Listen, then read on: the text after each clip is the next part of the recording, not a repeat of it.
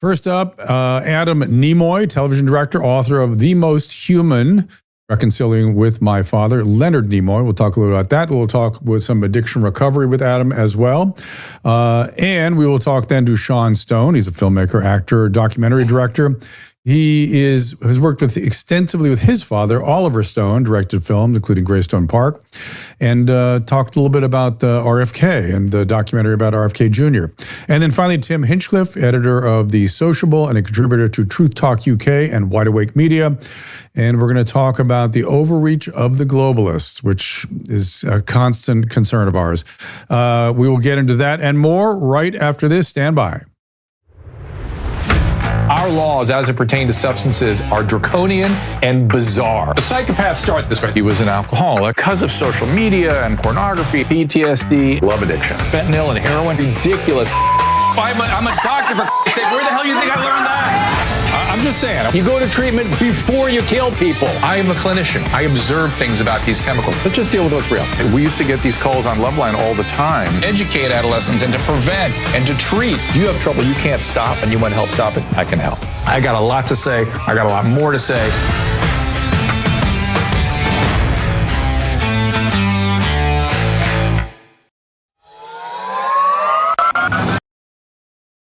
Well, we got a lot to get into first with Adam Nimoy. You can follow him on X, Adam_Nimoy, Nimoy. The book is The Most Human. It's about his relationship with his father, Leonard Nimoy, and his own recovery. Adam has been involved with television as a director. He's directed NYPD Blue, Ally McBeal, Gilmore Girls, Star Trek, The Next Generation, many others, and he worked as well as an entertainment attorney. As they say, the grass has not been growing under his feet. Adam, welcome to the program. Thank you for having me. It's a pleasure. So, the book was interesting. I had a lot of mixed feelings as I read it. One was, and I want you to I don't want to divulge too much because we want people to read the book. But talk a little bit about your dad's upbringing, because I had sort of similar stuff myself in terms of many of these immigrants who were running away from Western Europe, and ultimately it was the Holodomor. It was interesting. I think in your book you said that he identified as Russian, even though they were Ukrainian. I forget what part of Russia they were from, but we had the exact same thing. They had just called themselves Russian, and one day I found out they were Ukrainian. And I was told by a Ukrainian woman that might be because Jews in Ukraine were never given citizenship. They were called citizens of Judea residing in Ukraine. Isn't that interesting? Yeah, I mean, I didn't know the distinction either. My grandparents at that time, this is the 1920s, was all considered a part of the Russian Empire. They didn't see themselves as Ukrainian necessarily.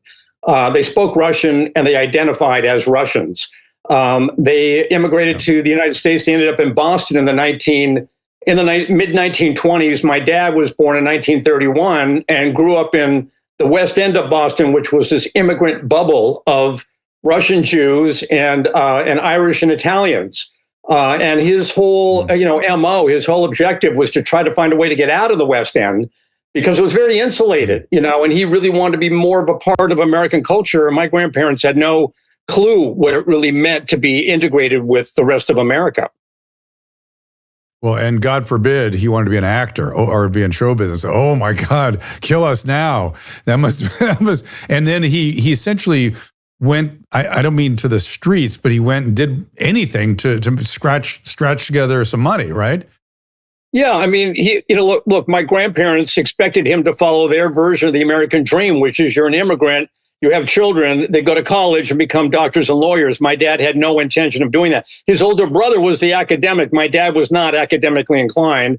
And he got the bug to get into the acting profession very early on. When he was young, he was 8 years old, he was on stage in the West End. They had a theater there. And that's what his whole goal was going to be. So when he informed them that he wanted to go to Hollywood, it was as if he had told them he wanted to run off and join the circus. They were devastated. And as a result, they were intent on not helping him at all financially, economically. So he came out on a 3-day train trip to Hollywood with very little money and no connections. I mean, it took a lot of chutzpah. And he had a struggle. I mean, it was a lot of odd jobs in LA to keep himself afloat. And that was in 1949. By 1956, when I came along, I have an older sister. He had a family of four to support. So it was, in addition to going on auditions and studying his craft, he was working a lot of different jobs to try to keep cash coming into the family. And I feel like, I know you had a lot of ambivalence in your relationship with your dad, as most sons of fathers do, right? I felt like you held your own with him. He was a little bit of a shit sometimes, but I felt like you kind of held your own. Is that, am I getting the right picture? Yeah, no, I appreciate you saying that. I needed to. He was very difficult to deal with. I mean, when I was a kid, I was very not connected to him because I was born in sunny Southern California. This is a Depression era kid, and he was too busy working all the time anyway for us to relate to one another. But I had, my mother was very loving. I had loving maternal grandparents, and I had a self-sense, a self-confidence, that I had my own objectives and my own goals, and I needed that to be able to stand up to him. And even then, it was devastating being in conflict with him, all made worse by the fact that he was an admitted alcoholic. And I was your average run-of-the-mill, everyday wake and baker pot smoker. That just we didn't have any tools of recovery to help us figure out how to relate to one another. You couldn't even use together. You couldn't be using buddies. And not at all.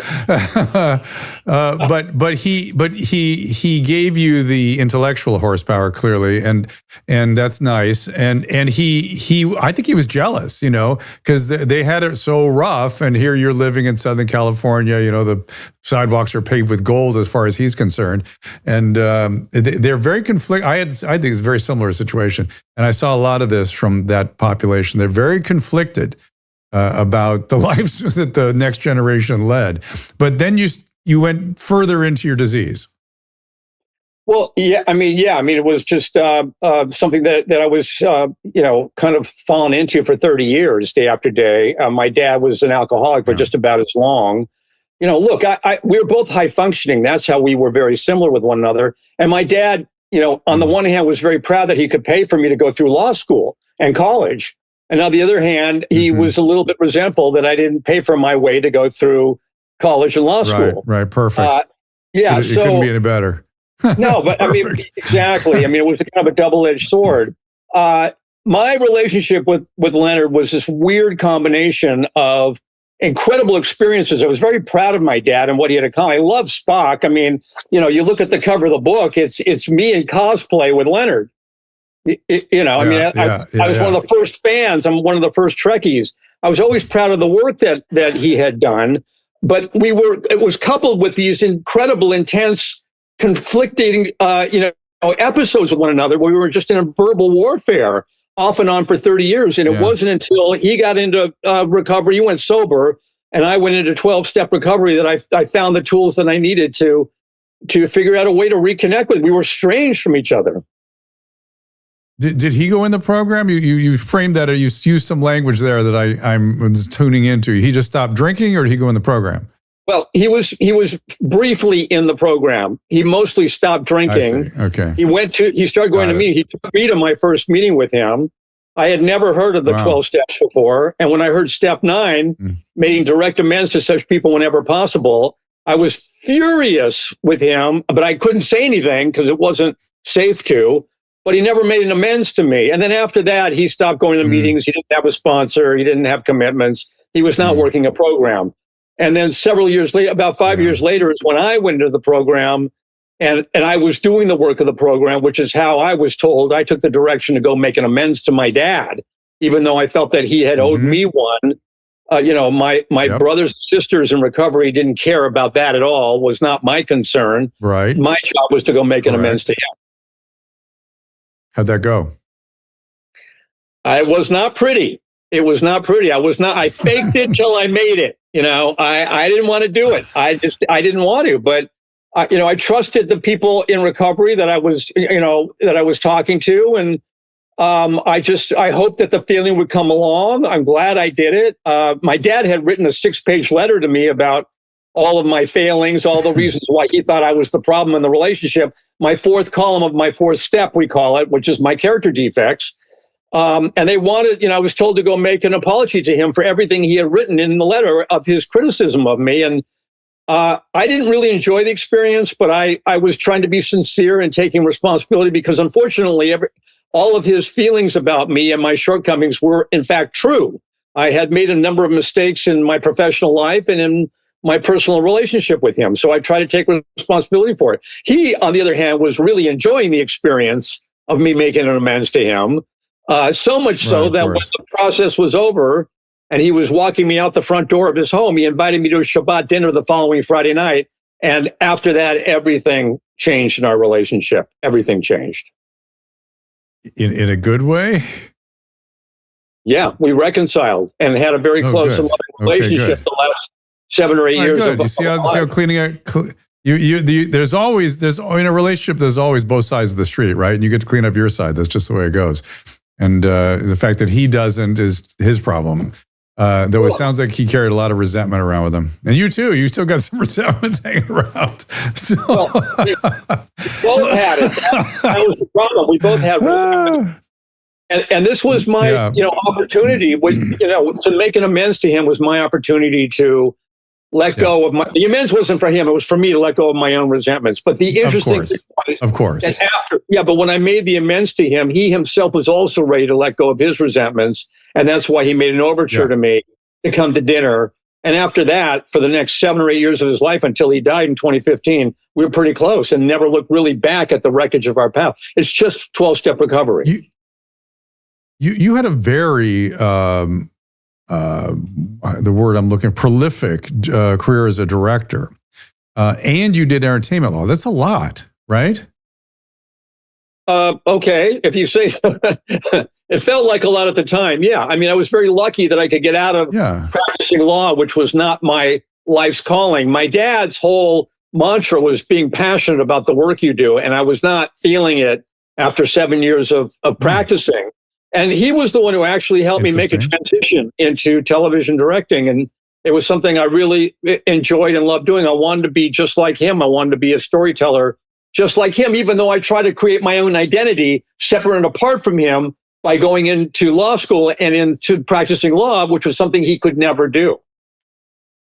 So when you wrote this, well, I guess I'm asking why you wrote the book. What motivated you to do so? But I thought it was a very inspirationally positive book, even though I know it was a conflicted journey. It really is a very positive journey here, right? Well, yeah. I mean, I'm celebrating the fact that we managed to figure it out and reconcile in our relationship. That is what the theme of the book is about, with the help of 12-step recovery. Look, I'm dealing with Leonard Nimoy. This is a guy who is loved and adored by millions of fans all over the world. People don't want to hear a trash talk about Leonard, and it's not. I am honest about some of the things that happened, but I'm very careful to show that I was always proud of the guy, and I respected the fact that the family, that I was simply not a priority of his because he was desperate to survive to begin with, number one. And then when Star Trek came along, it just took up all of his time, and he just didn't have time to focus on me or the family. And also the fact that we had this huge generational gap. He couldn't really find ways to relate to one another. And that's why it's not a blank game. And regional and cultural. There's a lot of stuff going on here. And he was, he's traumatized by his economic situation. But by the way, his parents were traumatized and rained their shit down on him. It's this multi-generational thing. I see it all the time. We're sort of heading towards the exit here, but William Shatner's name came up today. I'm sure you spent plenty of time with him, and it came up in two contexts. One was like, God, he looks better at 94 than he did at 85. The guy's, he's amazing, and he's so sharp. He's unreal. And he has the funniest ad going around the internet right now I've ever seen, a Raisin Bran commercial where it's Will Shat here, Will Shat in the house, Will Shat in the car. It's a Raisin Bran commercial about shitting. And he's in on the joke. You can tell he's cracking up the whole way. And I just think it's just they must have been an interesting pair together. Well, they had a lot. It was an interesting relationship. There were a lot of ups and downs, a lot of competition. They were very close in age. Bill is just a few days older than my dad. Two Jewish boys in Hollywood in outer space together. A lot of competition during the original series, and then more conflict thereafter. So it was a lot of up and down. But the fact of the matter is, without Bill Shatner's take on Captain Kirk, we would not have the Spock that we've come to know and love. And my dad admitted that many times over. That's interesting. And then your dad ultimately died of another addiction, which is cigarettes, right? He died of emphysema.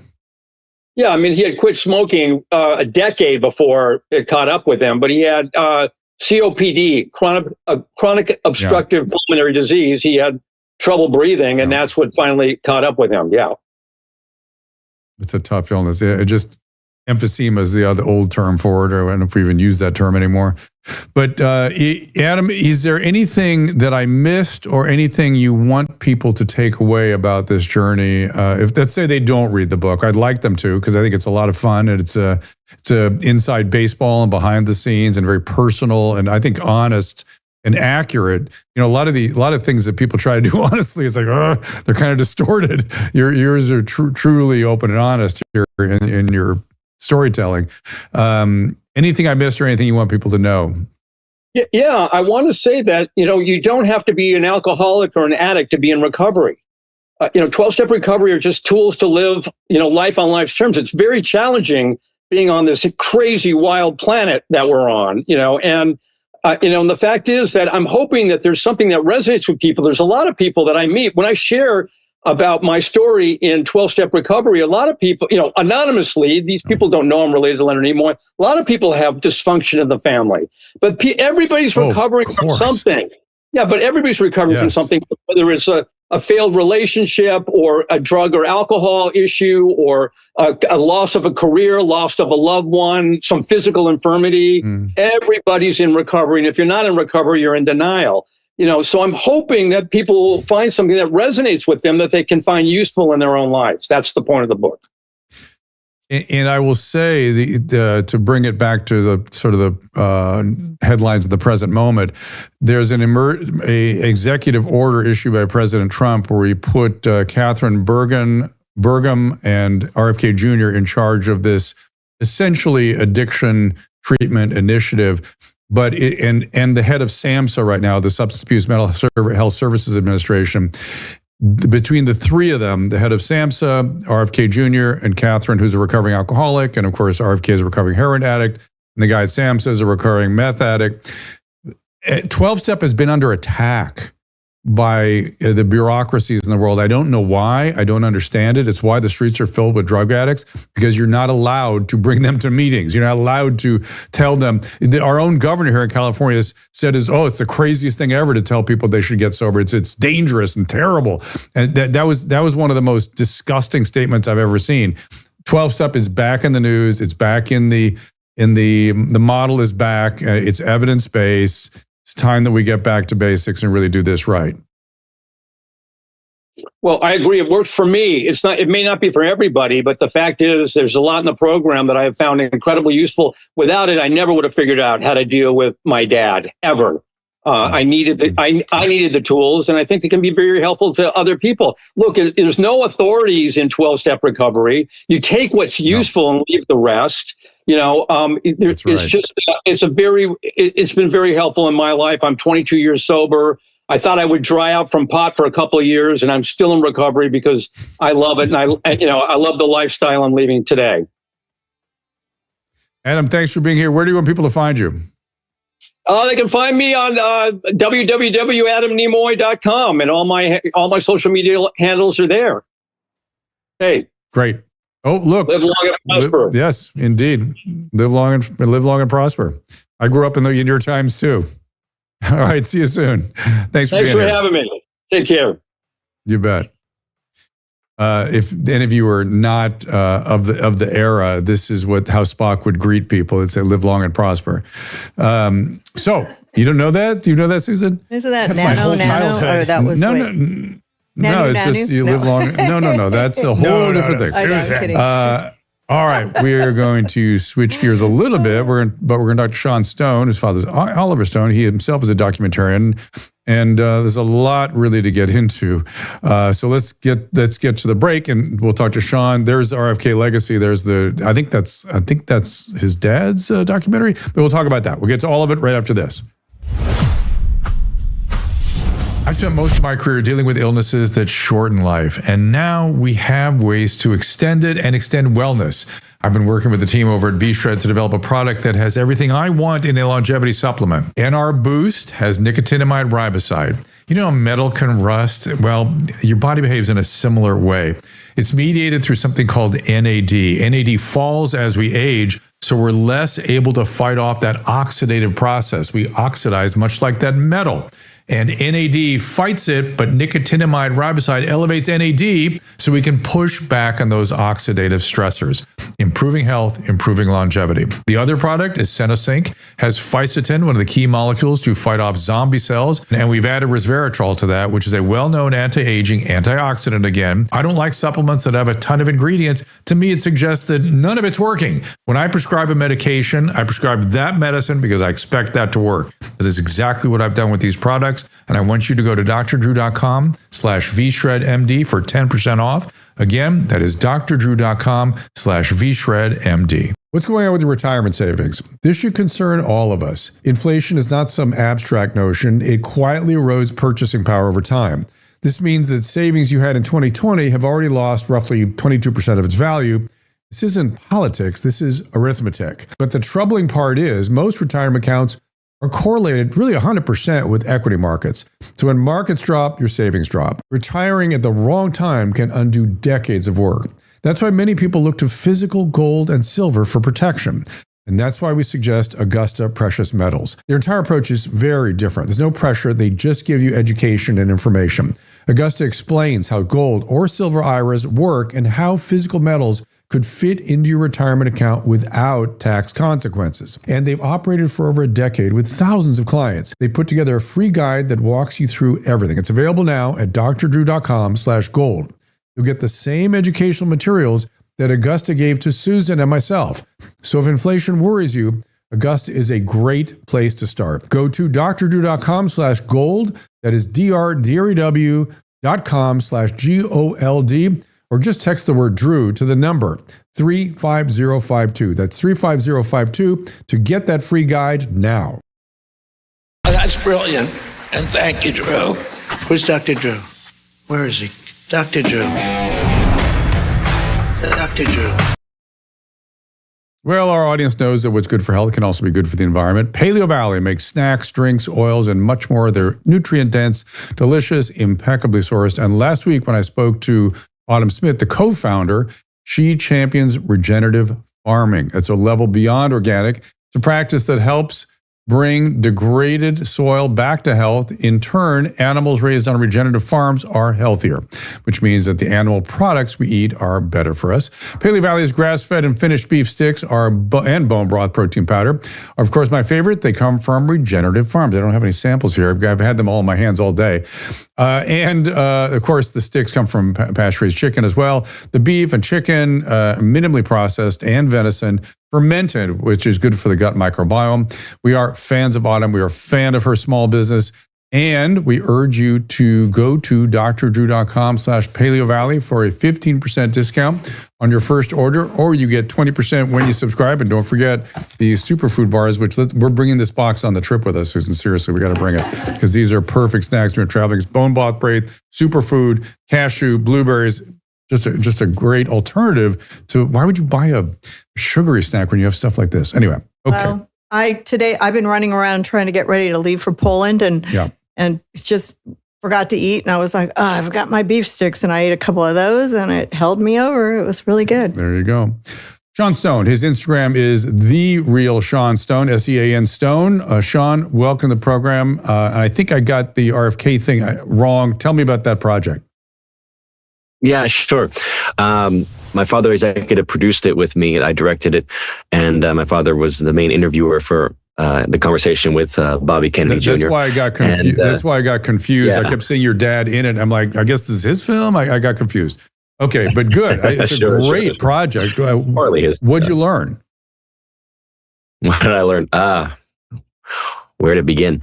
We started off with the intention of telling a parallel story. I think what excited me was I've known Bobby for a few years, going back to actually about 2019, right after the Monsanto case that he was a part of, that that landmark case to sue Monsanto for damages in California. And basically after that, on the heels of that, when he was sort of cause célèbre. In fact, I understand that Netflix is still working on a movie about that case. I don't know if they'll actually put him in the movie or not, because he's become so controversial for the left.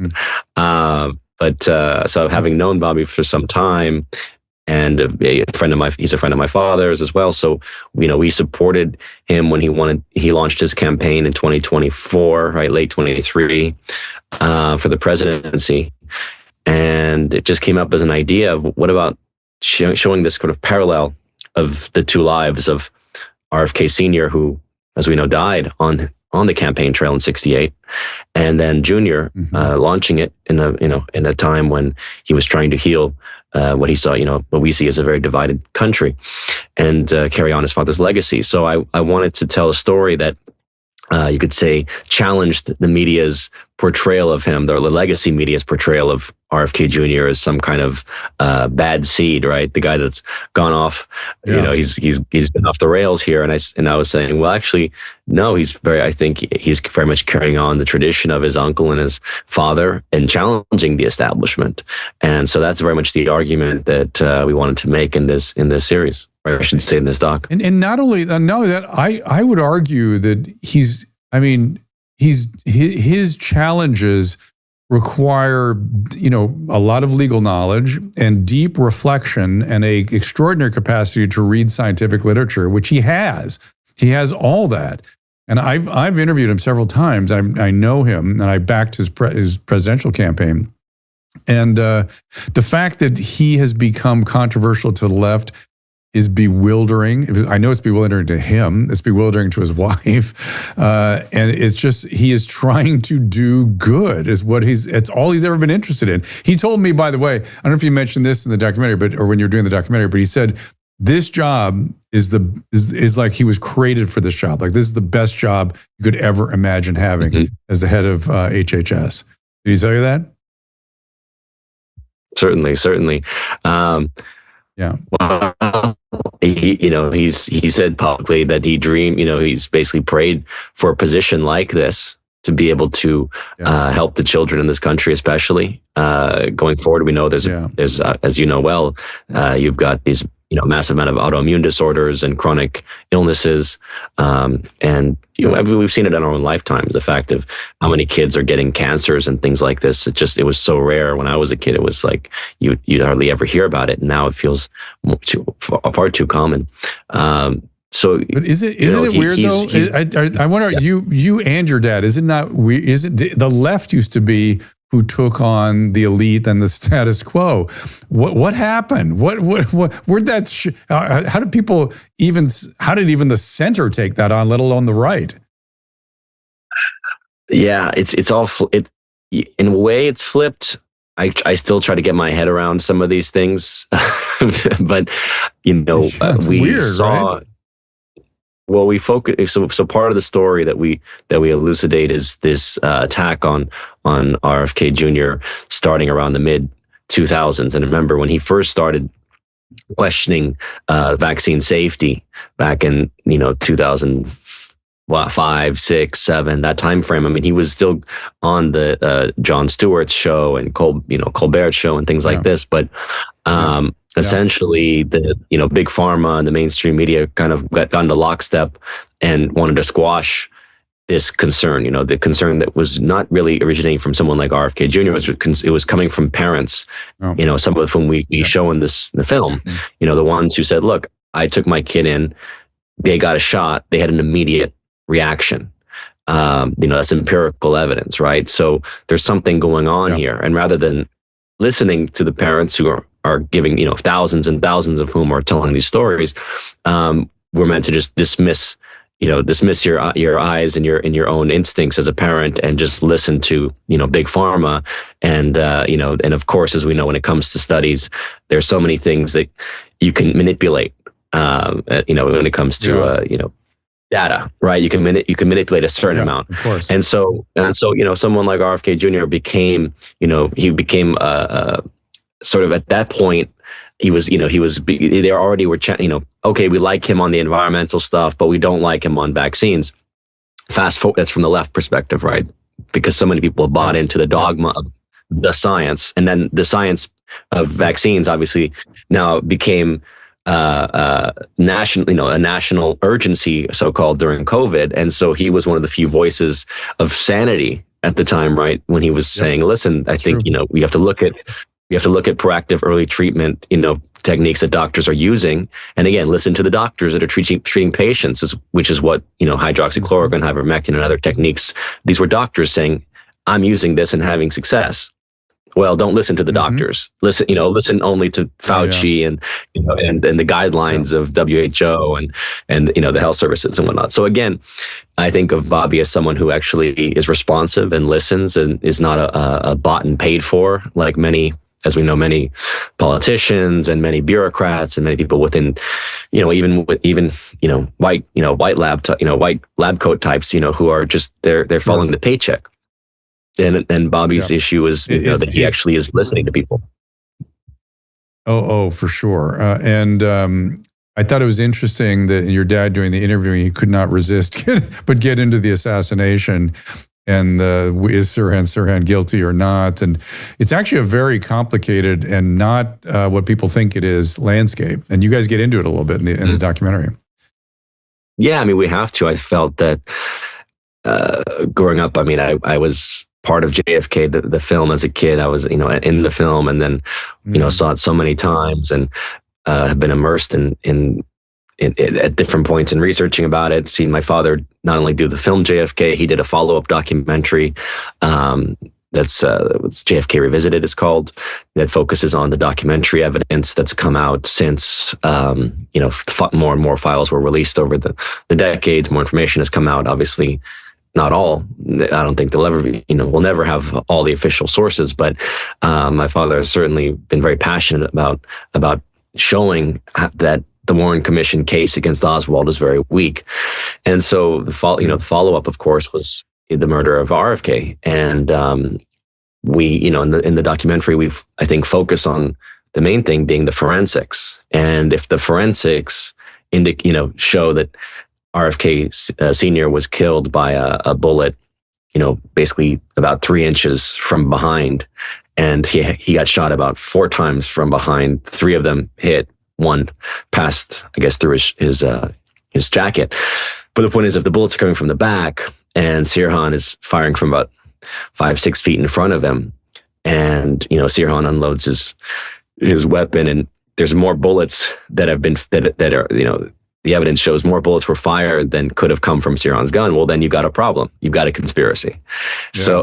So we just wanted to focus on the things that were provable. And then we get into some of the more speculative space, which is the mind control aspect, which we know exists. We know this is, MK Ultra type of program. CIA had many programs of that sort. And most of that evidence was destroyed. As you know, the Helms, CIA director, when he left, when he basically, he was fired by Nixon in 72, 73, around the time of Watergate. One of the main things that we know he did was to order the destruction of the mind control files. So the fact that we have any evidence of the MK Ultra is only an accident of finding a few boxes worth of files that remained.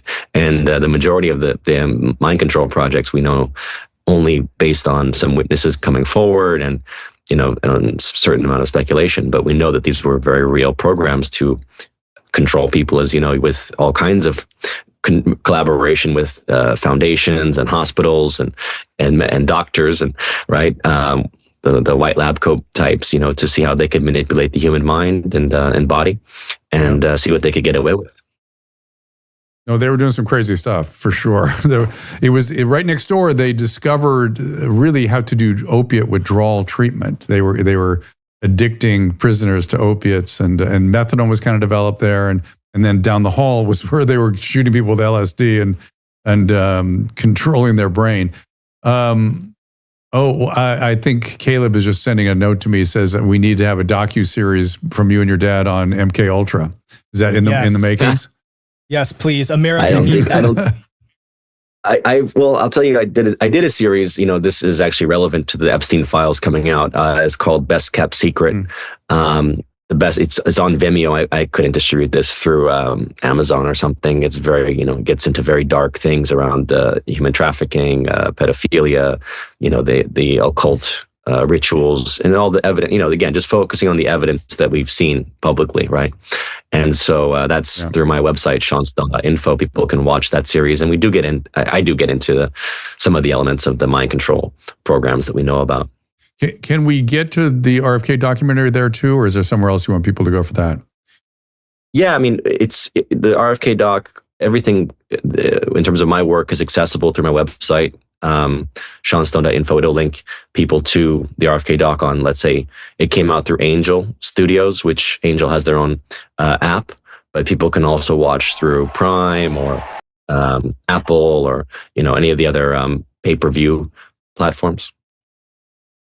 Okay, so it's on the streamers, Apple and Amazon. Okay. And again, so what your website? You said it pretty fast. Tell me again the website. Sorry, my name seanstone.info. .info. Okay. You can talk about Epstein and all that chaos that is coming out of that.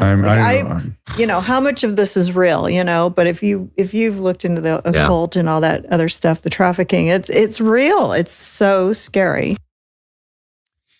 I made the series and we touch upon things like some of the things that were ridiculed a few years ago, like adrenochrome, right? The idea that some of these kids that are harvested, because we know obviously hundreds of thousands of kids are being trafficked every year globally. It could be higher, but from the statistics, and some percentage are probably going into some of these networks, not just sex slavery, but even ritualistic things. And so the adrenochrome was a hot topic, as that came up about the idea of people drinking harvested blood from basically, as the adrenaline from fear and whatnot creates this kind of almost like a drug that, basically some people are buying, right? And I put the documentary out, and then I talked to a military intelligence guy, and he said, I know adrenochrome is real because we monitor, the various cartels and operations that they're running, and he said that's when I saw the word adrenochrome for the first time, was in monitoring the traffic networks. Ugh. It's true. And then also these rich people are trying to get stem cells from the aborted babies of women that are trafficked. And it's just like, oh my God. But it just always sounds so far-fetched. Like, oh gosh, this can't really be. But now we're seeing little bits and pieces of it coming out. It's freaky. Yeah. I mean, I look at things that are evident, like Alex Jones broke into Bohemian Grove, right, where there's the annual retreat, and it's a bizarre ceremony that they have called the cremation of care. And if you've seen the video that Jones released, it's just a bunch of elites, powerful people, and their friends and whatnot coming to this gathering, all male, and basically watching the ritual sacrifice of a child. Now it's not a real child, but the whole ceremony is around the burning in effigy of a child in effigy. So it makes you wonder. Yeah. Humans have done that throughout their history. I mean, religion is what Christianity really, and maybe is Islam and Judaism to some extent, all put a stop to the sacrifice thing, or at least converted to animal sacrifice. But we have sacrificial impulses. I mean, it came out in the French Revolution. We do these scapegoating sacrificial purges. You mean we men, not women? Right? Listen, the cancel culture that's going on right now, and that is a version of that. And Me Too is a version of that. people being canceled. If you're sent to the cornfield if somebody points your direction, that's it. You're you know what I'm referencing, the cornfield, the Twilight Zone, where Billy Mummy's this little kid, and they treat Billy so carefully because if he doesn't like you, you're out to the cornfield. You're turned into a scarecrow essentially.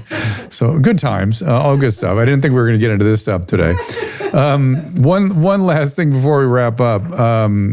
You had a program on RT America for a while, and and I find it just so bizarre that people got paranoid about that. In fact, in France, they arrested the woman that was a Russian immigrant French citizen who was managing the RT in France.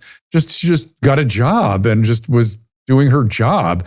And Shatner had we were talking about Leonard Nimoy, William Shatner in the last section. William Shatner had a couple shows on RT America. Didn't you go on one? I went on a couple of his shows there. I remember them telling us, "Oh, this is a Russian-owned company. It's doing that was when Russia and America were sort of détenting a little bit. They were getting on a bit. But in that, and I'm curious about something you said there about Oprah Winfrey banning War and Peace in her book club. Did you, that to me was just like, that was an interesting and odd statement. And that, how could you does she just ban great literature? Because, what is that? You know what, I think it was, that was my misunderstanding. A lot of times there's a lot of memes and news that circulates. And this was right after the Ukraine-Russia war started. And I think it was a fake news thing. Basically, it was a satire, right? Like an Onion or a Babylon Bee, basically saying that Oprah's banned War and Peace, basically saying, because at that time there was such hysteria about Russia, right? So it was like, let's ban everything Russian. And so I think I read it and thought it was a real news bit. It was probably fake news or satire. But the point was that there was a lot of hysteria around Russia. AI gets me all the time, not just Babylon Bee. The other thing I saw, I know, Mike Benz today talking about the climate change business, the business of climate change. And he says he thinks that the reason that all started was an attempt to undermine the Russian oil business. Like if we get rid of hydrocarbons, the Russian oil, and everything was Russia at the time. And even climate change was an attempt to stick it to Russia. Listen, I don't know the entire history of when they started pushing, this the renewables en masse. I mean, I'm a fan of things like nuclear fission and fusion processes, hydrogen. But when it comes to windmills and things like this, that's basically taking us back to the 17th century. I think that there's been a plan. Well, we know there's been a plan for depopulation, and this is not just Bill Gates. This goes back for decades. Go back to even NSEM, was it 200 or something, that Kissinger, as in the State Department, pushed to basically try to control the population of foreign countries at the time. But certainly, amongst the elites for decades, they've been talking about this issue. As you know, Club of Rome back in the late 60s, early 70s was pushing this idea of the population bomb, that we've basically reached peak, what you name it, capacity for the planet. There's no more living room. All these different agendas were being pushed.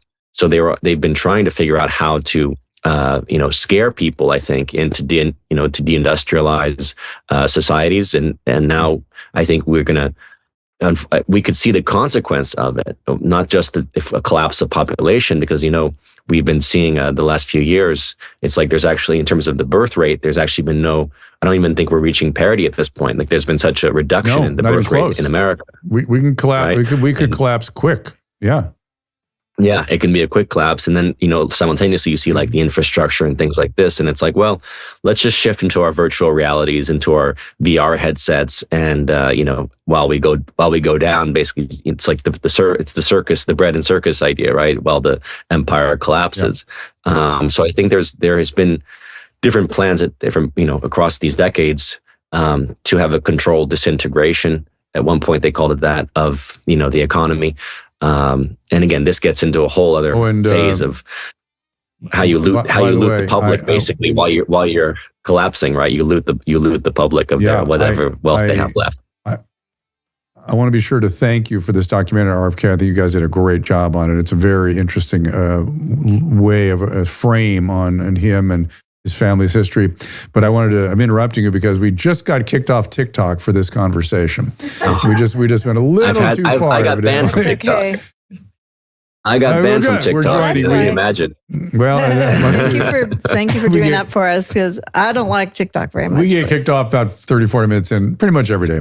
All right. Well, listen, tell them again where we can see a documentary. I appreciate you doing Now, this. when you say adrenochrome, you immediately get taken off of TikTok. I did that once. Well, that was one of the last things I said before I got kicked off. Well done. There's the billboard for the movie. Tell them again where to go, and I hope you'll come back as you do more projects. I appreciate what you're doing, and it's all very interesting stuff I would have dismissed years ago. Now I want to hear more. But where can they see this doc? Yeah, I think the best way would be seanstone.info, my name.info. That will be the website that has RFK Legacy, Best Kept Secret, and a number of other projects, documentaries, books, all kinds of offerings. Great. Sean, thank you for being here. Appreciate it. Thank you for having me. You got it. All right, we're taking one more little break, and then Tim Hinchliffe gets in here. And then we're going to now finally talk about Caleb's post. Maybe I ought to put up for a second with you the animated version, Caleb, before we go to break here. There we go. We've got fake cows giving us fake meat. Really, I want to talk about Davos and the overreach and body. The fact that there is a large group of elites that believe that they should tell you how to live your life. And I'm a little disgusted. We'll get into that, Tim Hinchliffe, right after this. The other day he looked at me and he goes, "Hey, the V-shred's working." He likes it when I try to look good for him. You're nice. There's an excitement that comes with doing these kinds of workouts that kind of sustains you through the day. It's exhilarating. It's not working out hours in the gym. It's not running on a treadmill forever. It's not killing yourself with diet. These are all very reasonable recommendations. You just got to follow it. We're actually really genuinely very excited about what we're getting out of this. We like doing it together. We're both in on this, and it's been a real fun adventure. I don't know where we stop. In the first 2 weeks, I lost 5 pounds. So There you go. In your 20s, it's easy, right? We put on muscle easily. We're fit. We got tons of stamina. But as you get older, you may not be able to lose weight as quickly or as easily. You may not be able to put muscle on so easily. And joints and muscles sometimes start to hurt. And you may think or may have been told that there's nothing you can do about it other than taking more pills, eating more salads, or just spending endless hours at the gym. Well, that isn't true. Thousands of people are in the best shape of their lives merely because they've taken the time to do 3 things. No crazy diets, no extraordinary workouts that can injure yourself or exhaust yourself. Just a simple plan that has been proven to work. Rather than me explaining this to you for 30 minutes, there's a 30-second quiz you can take. So if you want to learn more right now, click the link below to get your personal life plan. The Wellness Company knows that taking charge of your family's healthcare is a top priority, and that's why they're constantly innovating to deliver the products and services to help you be rationally ready. Be sure to have the medical kit for kids on hand, whether you're a parent or grandparent. It treats 20 childhood conditions, including nausea and vomiting, allergies, asthma, inflammatory illnesses, even bioterror, God forbid. Listen, croup, ear infections, lice, it's all available in the pediatric emergency kit. You can also order the kids kit with an EpiPen should your child be at risk of anaphylaxis. And those EpiPens are carefully sourced and well priced relative to other EpiPens in the market. All 7 kits, each customized for a different purpose, come with a telemedicine consultation and a guidebook. Skip the scramble to an urgent care waiting room full of sick people and expense, or a pharmacy where there's no guarantee they'll have what you need. Go to drdrew.com/TWC for 10% off any medical emergency kit, or the supplements for that matter. That again is drdrew.com/TWC. Hey, Dr. Drew here, and we are interested in health and longevity, and the longevity nutrient is Fatty 15, discovered amazingly by a veterinarian who was responsible for the Navy's fleet of dolphins. Turns out dolphins are healthier when they have adequate amounts of pentadecanoic acid, which is C15.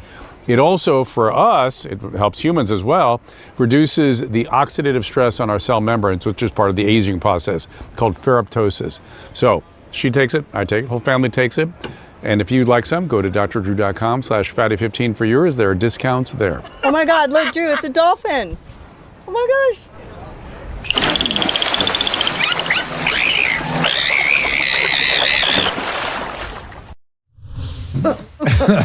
Oh my gosh. Oh my God, that's so funny. Thank you, everyone. A lot of Susan in that break. Those are my producing skills. Yeah, Okay. very good. Very good. Not writing documentaries, but I can sure get a dolphin involved. So you can follow Tim at Tim Hinchliffe, one word, Hinchliffe. I think I got that right. Tim, I will give you some info. He's from editor at The Sociable and contributor to Truth Talk UK and Wide Awake Media. His work focuses on technology, global governance, digital identity, systems, and technology. Again, X is Tim Hinchliffe. Tim, thank you and welcome to the program. Hey, it's an absolute pleasure to be here. Thank you. I've been a fan of yours, Dr. Drew, since Loveline back in the 90s. So that's I used to listen to on the radio before going to bed. So thank you. Where were you? What part of the country? I was in Longview, Washington. Washington State, like Eastern Washington? Southwest Washington on the Columbia River. Just 45 minutes north of Portland, Oregon. Yeah. Okay, we had probably a Portland station there. So, well, I appreciate that. We had a lot of fun doing it. I still do podcasts with Adam. I just saw him this morning. And in fact, we revisited some old Loveline stuff in that pod. It's interesting. But Tim, I am so gobsmacked, confused by the World Economic Forum and Davos and Great Reset plans. Are these elites just so full of their own sense of self-importance and grandiose sense that they're always right that they feel, to me, it just feels gross to tell other people how they should live their life. And how do they suddenly decide they know what's right for every person on the planet? Yeah, well, they got some kind of a messianic complex going on. They really think that they are lords over this earth, and just about everything that they try to come up with is about either incentivizing, coercing, or otherwise manipulating human behavior. And it's all to fit their goals, all to fit their narratives. So they want to control everything: what you eat, where you travel, what you consume, what kind of energy you're allowed to have. They want to basically control everything in nature and us humans as well. And they say it's for the good of the planet. It's for our own good. For the good of the planet? Is it just good of the planet or the good of the human? I don't quite get it. But the meat thing, they don't want us to eat meat. What is that all about? What is they just don't like meat? They don't like us hurting animals? Where do you think it all comes from? Because it seems motivated way beyond the evidence. Well, if you listen to them, what they'll say, it's because cows are farting too much, and that's putting too much CO2 into the atmosphere, and that's really it's contributing to to climate change. So if you are eating meat, it's also the fields in which the cows, the pastures, and everything, you're sucking up a lot of resources. You're emitting a lot of methane. It's not good for the planet. We want to control that. That's the surface level. Beneath it, though, is all about land grabs and financializing and tokenizing and digital twinning everything in nature. So, what they want to do is basically grab up all the land, use it for their AI data centers, which takes a lot of water. It goes in prime agricultural land, which is one of the WEF meetings was talking about that. And it uses tons of energy. So it's very interlinked with a lot of technological things. And it's all going to be monitored, according to their plans, monitored and controlled with technologies coming out of the Fourth Industrial Revolution, which World Economic Forum founder Klaus Schwab said, the Fourth Industrial Revolution is the fusion of our physical, our biological, and digital identities. It seems to me they don't understand. They do not understand the biological, spiritual, psychological pieces of the human at all. Not at all. And it's a kind of an impoverished, again, it's disgusting. This last World Economic Forum, though, it seemed like people were standing up and saying, hey, globalism failed, stop it. Is that something that was just sort of memed out, or was that actually a theme that was getting heard there? Well, there's a lot of hypocrisy going on. So this Davos meeting that just took place, which was I think the 53rd, 56th something, 53rd, 54th World Economic Forum meeting in Davos. It's called A Spirit of Dialogue was the theme, and Larry Fink, who is the interim co-chair, along with Andre Hoffman of the World Economic Forum, taking over from Klaus Schwab after his departure. And so Larry Fink was saying, yes, we are elites. We are here to shape the world for you people. We know that we've lost trust, and we're trying to regain that trust. So what we're going to do is we're going to start listening to people. We're going to go out there and listen to people. But the hypocrisy is rampant. So on X, anything that the WF was putting out, it says only people that the WF follows or marks can reply. They shut down all conversation, all spirit of dialogue there. And so they memed themselves. And if you saw like other things that like Rebel News and other ones, things Vox Populi was on the ground there in Davos, and they went and tried to interview these people, talk with them as they're walking to and fro, and silence, nada. It just I think I don't know, I hope maybe that it's over for them the way they've been doing things. Maybe it was the Trump that came in and dropped the bomb. Wasn't it Davos where he came in and dropped the bomb in the middle of it? And but other people started piling on what he was saying, like this is not, it's not working. It's not okay. That decentralization is the most efficient form of human thriving. And if there's issues with overpopulation, let's kind of deal with it systematically rather than thinking of ways to kill people. Well, they even had a session called Rebalancing the New World Order. It was actually literally called that. And so they were saying that it's either going to be going like the BRICS model, or it's going to go like the UN model, or there's going to be factions. So you're going to have like the US doing what they do. You got China doing what they do. Or we're going to, but the panelists were saying, one was I think the president or prime minister of Finland. They were saying that they believe that what happened is the international rules-based order, like the UN. And the United Nations, I mean, that is an organization that just needs to go away. You got the World Bank, you got the World Health Organization. Great job during the pandemic, by the way. And everything. Yeah. So, and the World Economic Forum itself is the organization for public-private partnerships, which is the fusion of corporation and state. And so that's how they get things done. Whatever a government can't do, and then they just rely on the private sector to do it. Whenever the private sector can't do, they bribe the government. The fusion of corporation and states, we just used to call that fascism. Yeah, fascism, corporatism, that's the Mussolini thing. Yeah, so even, during lockdowns, the government would recommend something, usually coming from the WHO, which is what? Who's the biggest funders of that? Once the US got out, I think it was UK, China, Germany, and Bill and Melinda Gates Foundation, along with Gavi, the Vaccine Alliance, which the Gates Foundation also funds. So that's where it's all coming from. And Gates is the one who's into that fake meat crap, and doing all these things to control the world. But it's for your own good, again. Are the Epstein files taking the wind out of the sails of any of these people? I hope so. I mean, I'm trying to keep up with them because I'm looking at all these emails and all these plots that are everyone's been talking about. They've had in the back of their minds for years, but now all these document dumps are coming out. It's a lot to go through. Yeah. Did anything at Davos surprise you? You seem like kind of I don't know. Let's call you a jaded realist. You're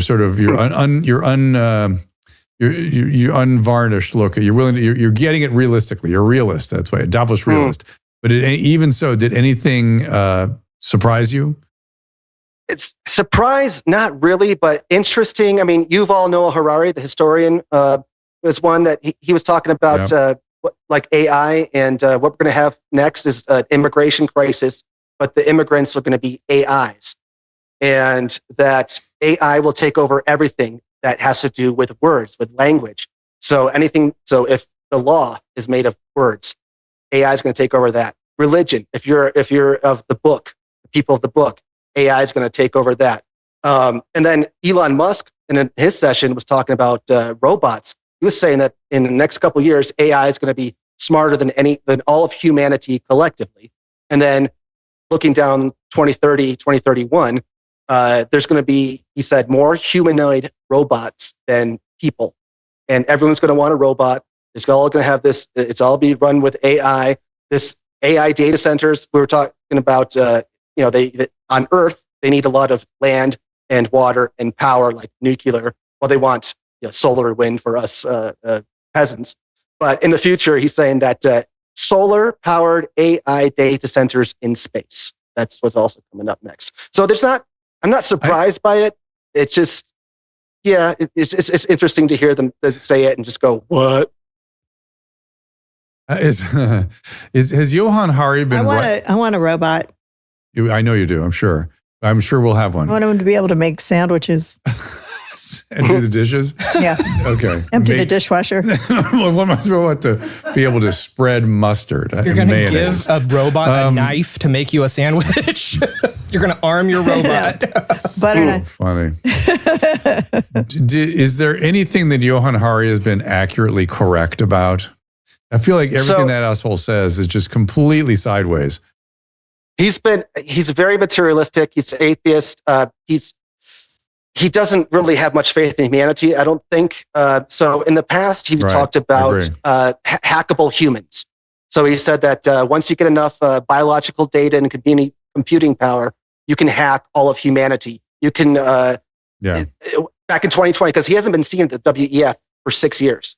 So like once Klaus Schwab got out of there, so all of a sudden Harari came back. So he was saying that in the future, when you have this, what's called the Internet of Bodies, which is wearables or something you ingest or something implanted in you that is reading everything that you do in real time, like your brain activity, your heart rate, and all that. So he's saying that in the future that you can listen to the great leader, whatever dictator, and you can sit there and go and applause and cheer on, but your biometrics, they're going to read that. They're going to know that you're really not into it. It's not where your exterior is not reflecting the interior, and you'll be in the gulag the next morning. So these are the things that he talks about. I see them. I mean, he's not really a powerful person. His mouth is powerful. His words are powerful, but he's not like one who controls governments or has a lot of money with corporations and things. But his ideas, he just spread. People point at his ideas, and they're always terrible, and they're really not.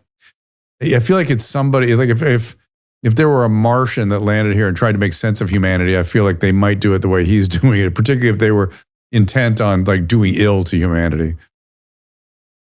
Yeah, because everything is very dystopian. And I mean, even he said, so if this year, if humanity, if everything's going to be run by AI, what's left for us humans? What are we supposed to do? And he says, we need to get in touch with our nonverbal feelings and do something with that. And it's like, what kind of solution is that? He also said that AI called us humans the Watchers, which is, it's, I don't know what to make of. I mean, I've been covering him at the WEF since 2018. I've been following him for quite a while. Not a fan. No, I've read some of his books stuff. I'm like, this is garbage. It's like it's detached from reality. Tell me about the UN Global Digital Compact.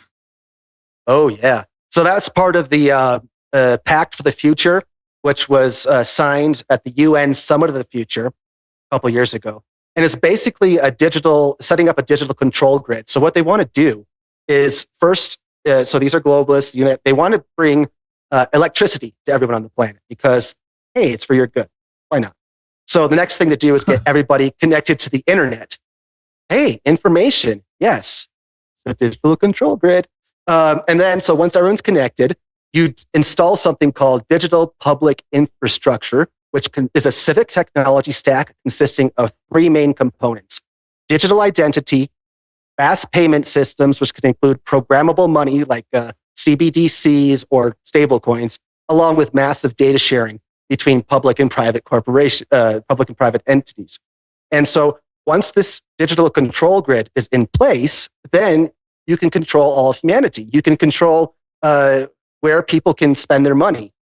Especially with the climate stuff, the net zero agenda, if you're eating too much red meat or if you're consuming too much energy, all they do is manipulate your digital identity, tell you where you can buy stuff or not, and then either just shut it off or increase the fees until you comply. It's all about compliance. And then there's that censorship aspect to it. The UN already came out and said, we own the science. Melissa Fleming, Director General for Communications, Global Communications, Melissa Fleming, 2021. I broke this story at the WEF. She said, we own the science. We partnered with Google and TikTok. When I think about, TikTok shutting off this thing, we partnered with Google to manipulate search results on climate change so that only UN approved results appear at the top. And if you question now, it's not even a question of if you're a climate denier. If you are skeptical of policies, the official UN position now is that you are conducting misinformation. It's called sophisticated skepticism. And you're impeding upon Agenda 2030, their goals. And so if you're doing that, that's misinformation. Disinformation has got to be stamped out. And they had all these nations sign a code of conduct saying, yes, we'll get rid of this.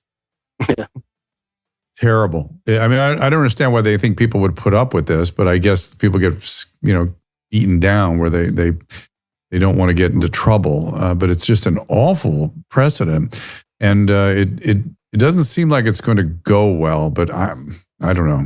Maybe I'm a time traveler from a different time when these ideas seem very, very bad to me.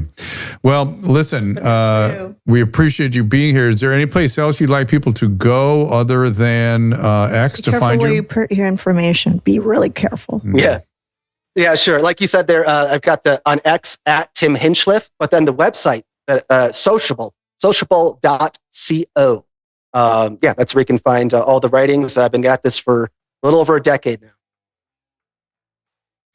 And are you optimistic? Are you pessimistic? Are people waking up to the excesses and sort of, were you ringing the bell 5-10 years ago and nobody was listening and now they're listening? Is it feel a little better, or is it still just overwhelmingly, are they just tsunami coming over us? It feels a little better now. I mean, ever since they showed their hand in 2020, contact tracing, vaccine passports, lockdowns, all that stuff. It used to be, that's what the Great Reset wanted to do with climate. They tried to do it with COVID. And then once the COVID control narrative went away, they went right back to climate again. So I am optimistic that a lot of people have woken up and are waking up to it. I mean, the globalists, and they're still going on with their agendas, so I'm paying attention to it. But I think we can just ridicule and make fun of them and just, not comply. Just don't go along with it, There you go. I think COVID did us a few great services. That was one of them. Tim Hinchliffe, thank you so much for being here. Thank you. Pleasure. Hope to see you again soon. All right, so let's look at what's coming up there, Caleb, on our hit parade. If you could put the upcoming schedule there. There we go. Rick Jaffe's a very interesting guest for tomorrow. Salty Cracker on the 5th. Kira Davis is going to sit in while we are escorting a family friend to Poland. We're going to try to do a show from Poland with Mark Robert, Luke Rutkowski, if we have Wi-Fi. JP Sears. I think we'll be able, and I think we're going to be able to pull that off. So again, we appreciate you being here. Tomorrow, of course, is 4:00. I may make a quick appearance at the Maha. What do they call it, Caleb? The Maha Media Hub every Wednesday. Media Hub.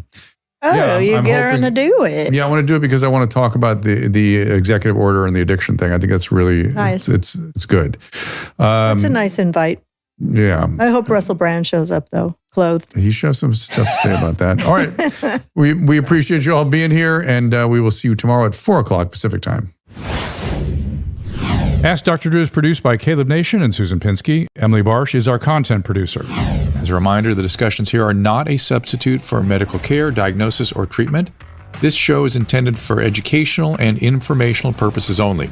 I am a licensed physician, but I am not a replacement for your personal doctor, and I am not practicing medicine here. Always remember that our understanding of medicine and science is constantly evolving. Though my opinion is based on the information that is available to me today, some of the contents of this show could be outdated in the future. Be sure to check with trusted resources in case any of the information has been updated since this was published. If you or someone you know is in immediate danger, don't call me, call 911. If you're feeling hopeless or suicidal, call the National Suicide Prevention Lifeline at 800-273-8255. You can find more of my recommended organizations and helpful resources at drdrew.com/help.